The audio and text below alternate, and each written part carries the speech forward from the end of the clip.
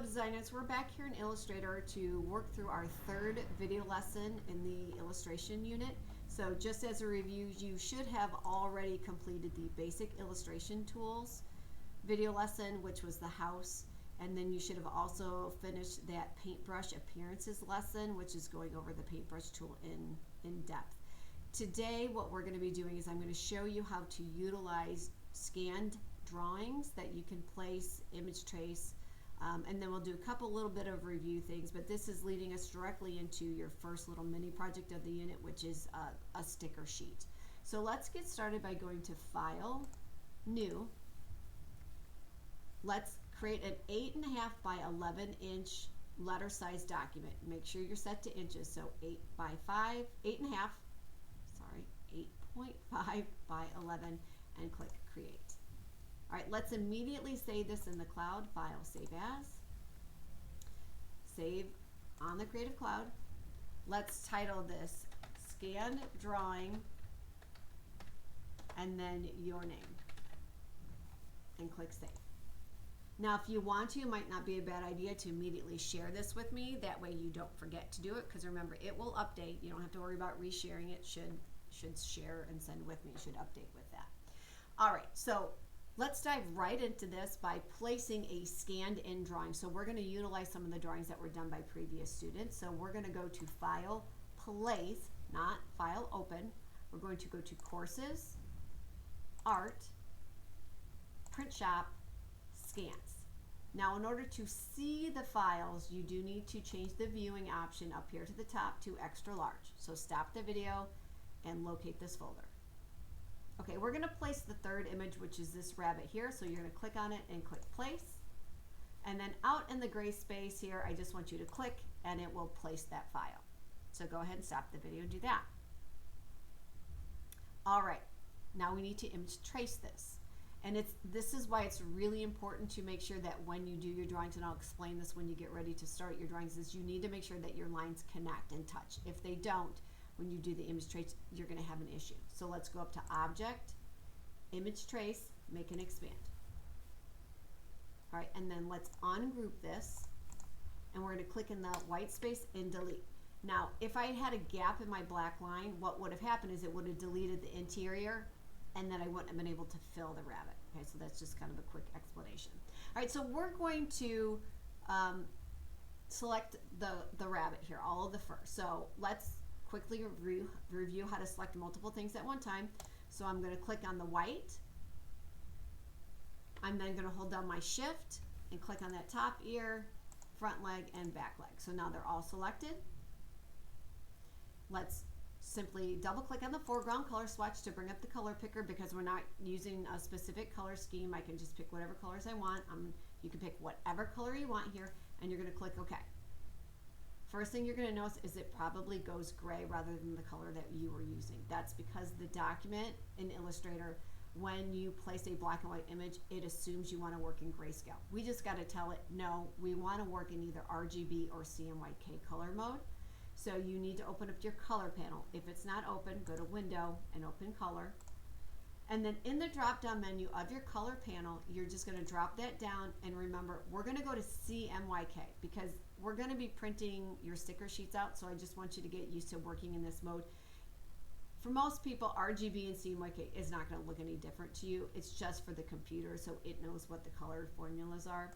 So you're going to click on that, and it should set it to that color. All right?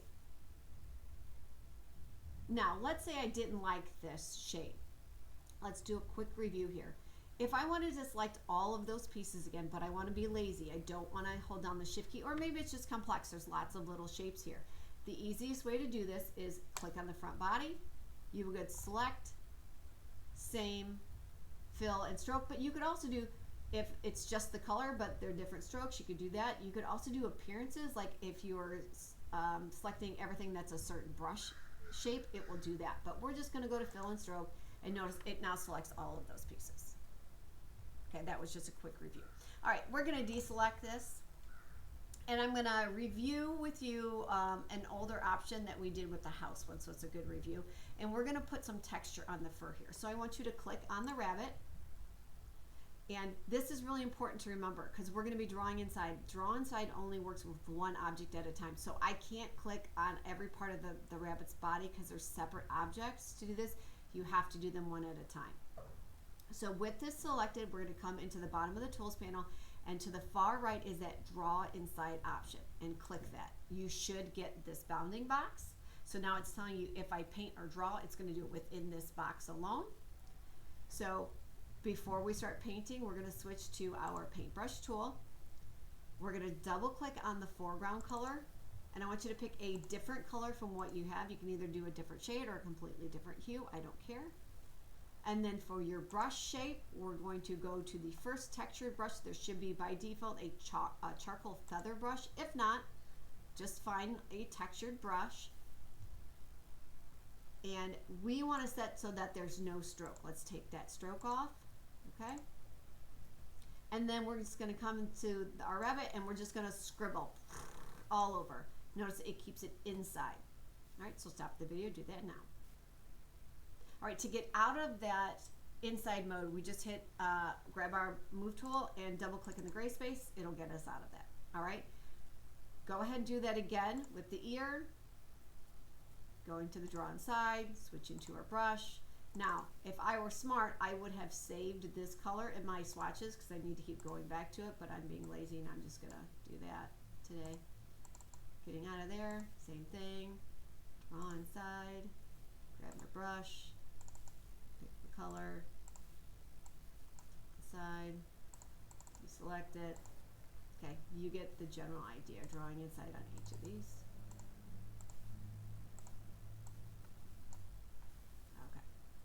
And then completely deselect that. All right, we're going to click inside the eye. Let's zoom in so we can see what we're doing here. And with our eye selected, we're going to apply a gradient fill.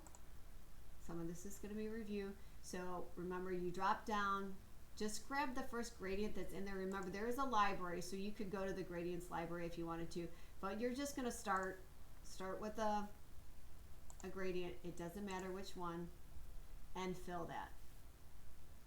If you want to make changes to that, remember you have to switch to that gradient tool, and then I can make changes to it if I wanted to.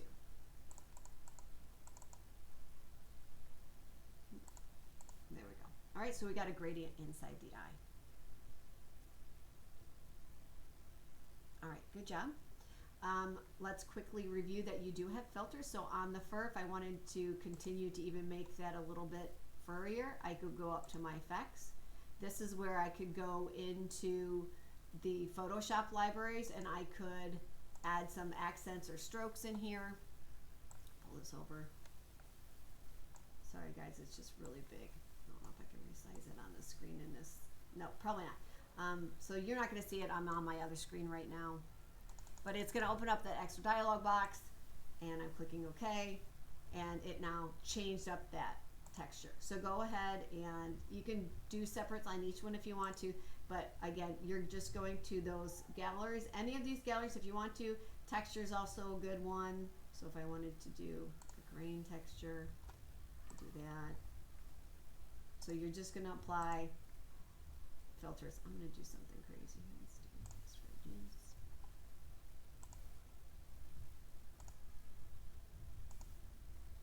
That one actually didn't do much.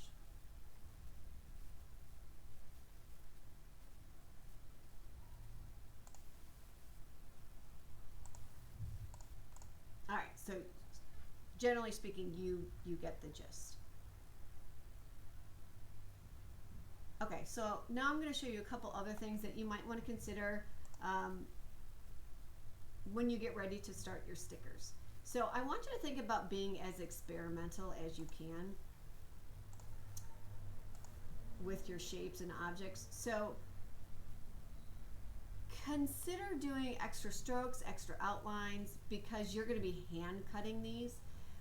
You can make lots of copies to do drop shadows and other kind of interesting effects.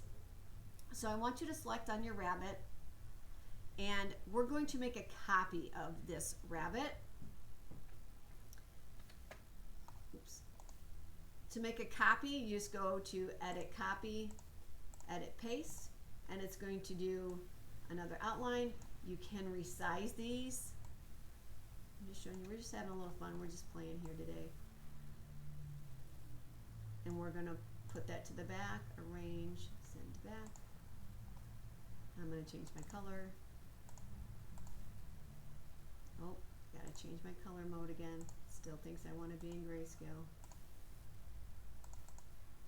Okay, so let's go ahead and put a second stroke around our rabbit by making a copy of the line layer.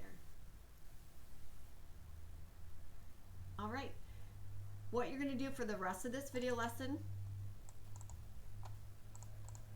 is that I want you to place at least 3 more objects, and I want you to have some fun coloring them in. So remember, just to remind, you're going to go to File, Place. You can pick any of these that you want. You're going to place them. You can rotate them. But go ahead and fill in, practice with that paintbrush tool. This is a good chance to just practice, have some fun as we get ready to do your hand drawings for your stickers. Good job, designers.